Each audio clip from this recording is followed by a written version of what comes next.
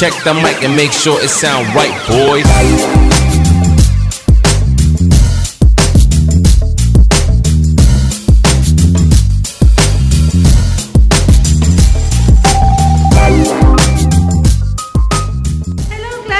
Welcome to my YouTube channel, Dailyn Vlog. And sa mga bago po na padaan, nagsishare ako ng mga simple YouTube tips, simple editing, and Facebook tips na makatulong din po sa mga baguhan sa kanilang mga account.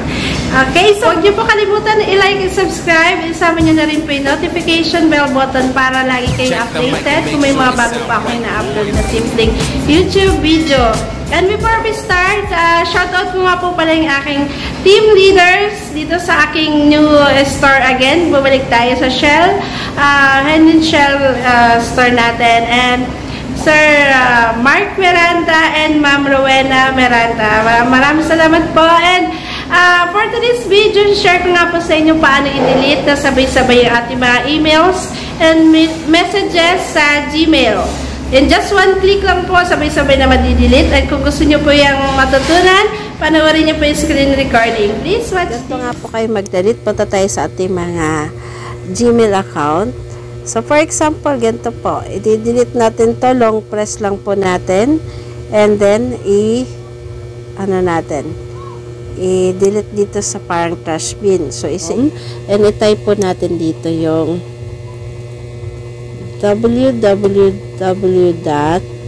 google.com/mail.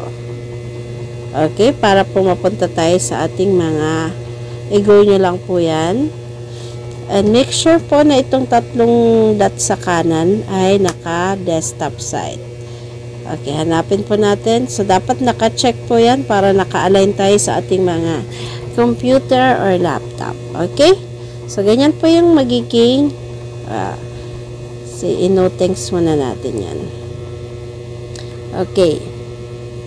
So, ganyan mangyayari. Diba? Nandito na tayo sa ating Gmail account. So, kung mapapansin nyo po itong square sa primary natin, ito. Zoom in natin. Ito.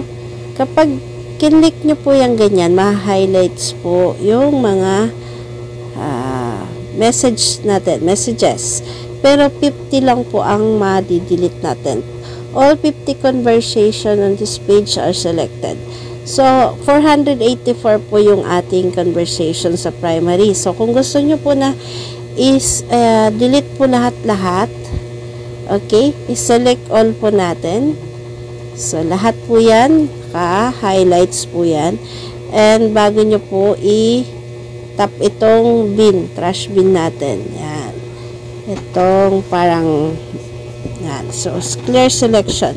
So, lahat po yan, mati-delete na po ninyo ang inyong mga messages. So, hindi na kailangan isa-isahin.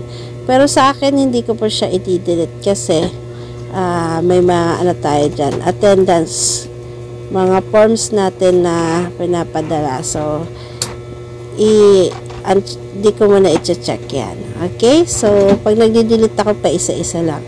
So, ang tinuturo ko lang po sa inyo ay kung gusto nyo lang po ng mabilisan, isang click lang po, ubos lahat yung nasa inbox natin, primary natin na email and messages po. Okay, so ayan lang mga klase at nasundan po nila and gawin niyo rin po yan sa inyong mga Gmail account. Alright? Stay updated po and see you on my next YouTube video. Okay, so tapos na po yung ating munting tutorial for today. Stay updated, classmate, and comments and suggestions and clarifications, comment na lang po yan kung may gusto ko pa kayong i-clarify. And stay updated po. See you on my next YouTube video. And mag-iingat tayong lahat. God bless po. Bye-bye.